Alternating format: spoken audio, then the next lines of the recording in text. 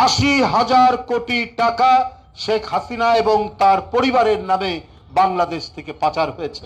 শেখ হাসিনার গোপালগঞ্জে বাড়ি আছে, তারপরেও 60 কাঠা জমি তার এবং তার পরিবারের নামে। গর্তের ভিতর থেকে বা থলের ভিতর থেকে, ব্যাগের ভিতর থেকে কত যে বিড়াল বেরোচ্ছে।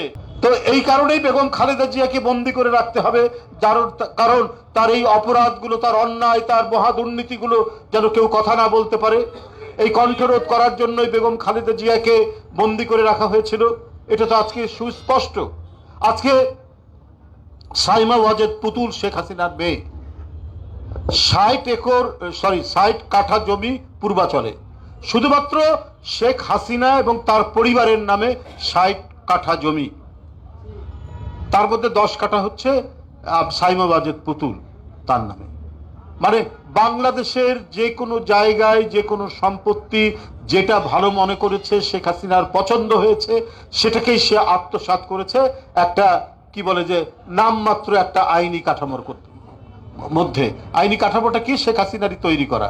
যে তোমরা শেখ হাসিনা চাইলে আপনার রাজুক বলেন আর অন্য কেউ বলেন, তারা কি আর তাদের ঘাড়ে কি দুইটা মাথা? শেখ হাসিনার গোপালগঞ্জে বাড়ি আছে, তারপরেও 60 কাঠা জমি তার এবং তার পরিবারের নামে। শেখ রেহেনা, শেখ রেহেনার ছেলে মেয়ে, শেখ হাসিনা, শেখ হাসিনার ছেলে মেয়ে, সম্পদের পর সম্পদ। এটা আমার কথা নয়, একবার তথ্য প্রমাণ সহ গণমাধ্যমে প্রকাশিত হচ্ছে। 80,000 কোটি টাকা শেখ হাসিনা এবং তার পরিবারের নামে বাংলাদেশ থেকে পাচার হয়েছে। 80,000 কোটি টাকা, এবং সেটার নামও দিয়েছে রূপপুর আণবিক প্রকল্প এবং অন্যান্য মেগা প্রজেক্ট থেকে। শুধু আরো তো আওয়ামী লীগের নানা নেতা আছেন, সালমান এফ রহমান, তারপরে আনিসুল হক, যারা লুটপাটের সঙ্গী শেখ হাসিনার, তাদেরটা বাদ দিলাম। শুধু শেখ হাসিনা, সাইমা ওয়াজেদ পুতুল, সজীব ওয়াজেদ জয় এবং শেখ রেহেনা, শেখ রেহেনার ছেলে ববি, এদের সহ আরো 2-1 জনের নামে 80,000 কোটি টাকা পাচার হয়েছে।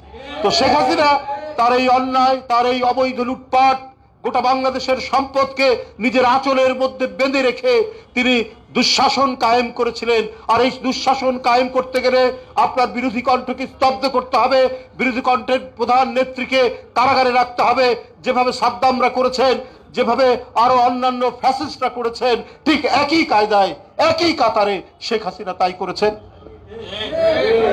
বন্ধুরা আমার, আজকে বিষয়গুলি এইভাবেই বেরিয়ে আসছে।